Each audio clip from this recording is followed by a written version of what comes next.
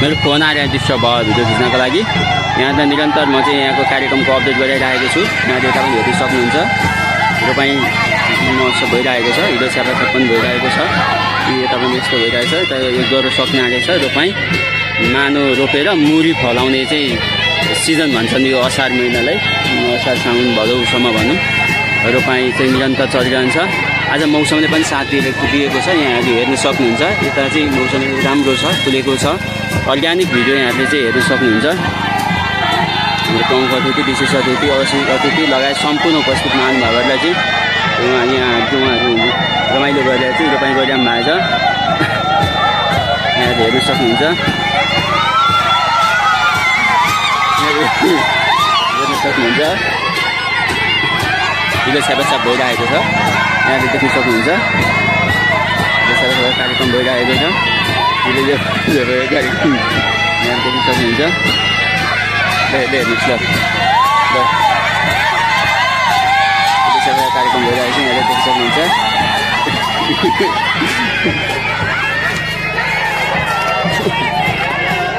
भाग्नुपर्ने अवस्था आयो यहाँ कार्यक्रम भएकोले।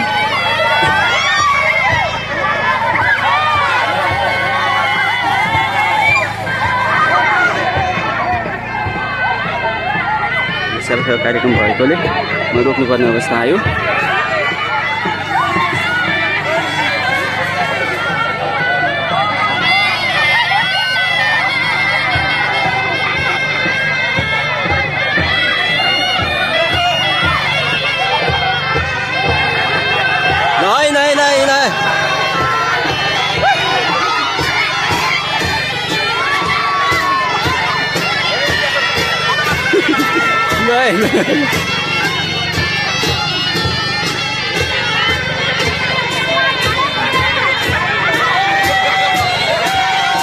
Đây xin giờ gì?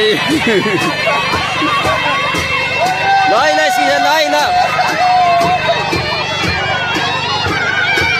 Em tự nhiên mình ra हाम्रो सरहरू उक्साएको दुईजना सरहरू, त्यसपछि हाम्रो भेटनेरी पशु सेवा भेटनेरीको सरहरू उहिले स्यापाछाप गर्दै हुन्छ।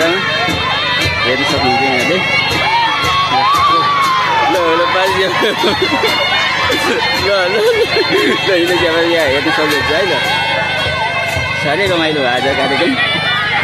यहाँले देख्न सक्नुहुन्छ।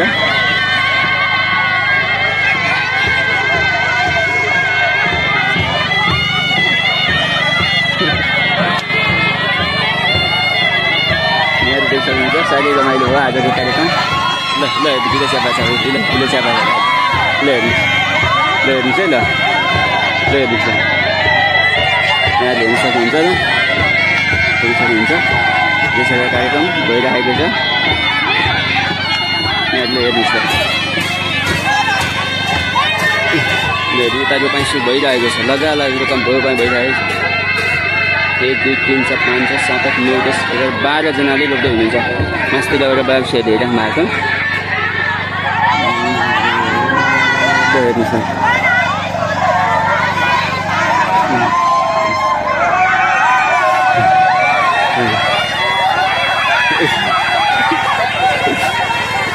हिलो स्यापाछाप माथिल्लोबाट नै हिलो स्यापाछाप सुरु भएको छ। यहाँले हेर्न सक्नुहुन्छ ल हेर्नुहोस् त हेर्नुहोस् न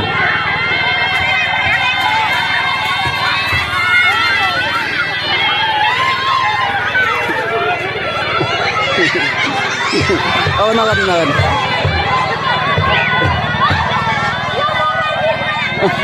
त्यही त मोबाइल बिग्रेर है फेरि भिडियो आउँदैन नि। कस्तो कस्तो लाग्यो तपाईँलाई आजको रोपाइँ भन्नु त? अहिलेसम्मको रमाइलो हो कि?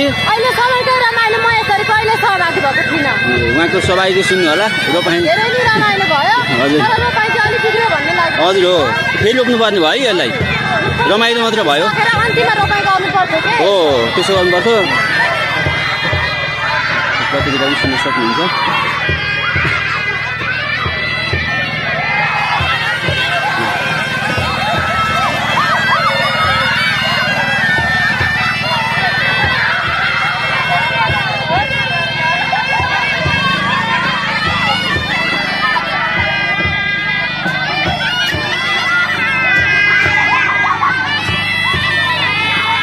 सक्नुहुन्छ आज धेरै रमाइलो भयो कार्यक्रम देख्न सक्नुहुन्छ।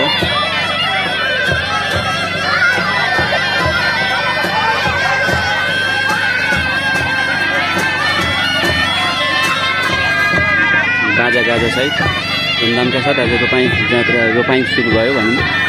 मानो रोपेर मुडी फलाउने जुन असार 15 यसलाई चाहिँ सरकारले सँगै राष्ट्रिय प्राथमिकता दिएर राष्ट्रिय धान दिवसको रूपमा मनाउँदै आइरहेको छ।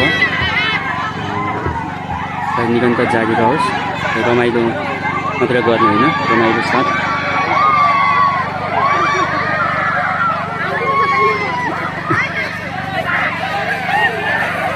मकैबारी आएको छ। यहाँले देख्न सक्नुहुन्छ मकैबारी आएको छ। यता चाहिँ फेरि सुरु भएको छ, हिलो छाप्ने कार्यक्रम भइरहेको छ। खानु गरौँहरू सकिएको छ, यहाँ लगभग सकिएको छ। त्यहाँले थोरै बाँकी छ, तर यता पनि रोपाइँ भइरहेको छ, थोरै बाँकी छ।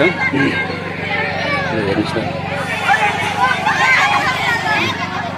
साथ सहयोग रहेछ छ र अन्तिमसम्म भिडियो हेर्नु होला। अन्तिमसम्म हेरेर उहाँलाई एकजनालाई चाहिँ हिलो छ्याप्ने कार्यक्रम भइरहेको छ। देख्न सक्नुहुन्छ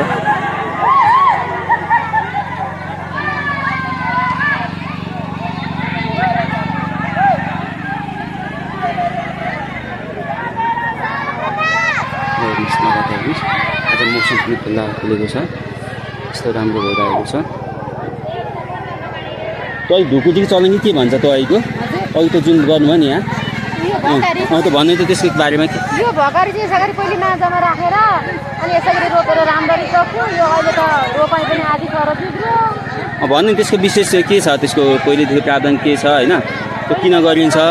भकारी राख्दा धेरै धान फल्छ भन्ने हजुर चलन थियो बुढाबुढीको। हजुर हजुर रमाइलो। हजुर त्यसमा के गर्नुपर्छ, के हुन्छ? त्यसमा त्यही त भकारी राखेर त्यसो गरी त्यहाँ अलिकति दक्षिणा पनि राख्छन्। हजुर अन्त दक्षिणा जति रोकाहरू जति सबैले बाँड्थ्यो उहिले जमानामा चाहिँ हामी। हजुर अब अहिले चाहिँ त्यहाँ के छ हामीले हेर्न पाएनौँ। ए यो खेत तपाईँहरूकै हो कि कसको हो खेत? होइन यहाँ अङ्कलहरू के नामको? साइला बा भन्छन्। हजुर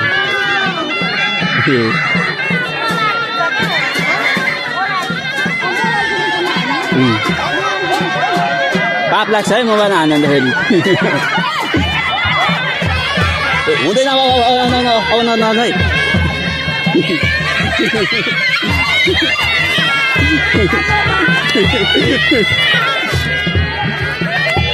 नान्नु है। म आज खेलेकै छैन कि खालि भिडियोमा आउनु खोज।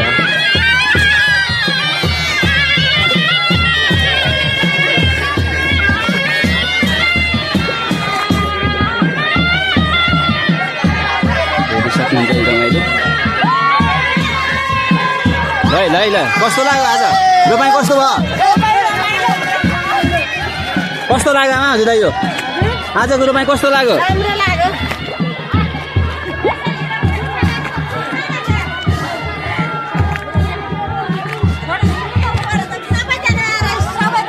त्यही त नि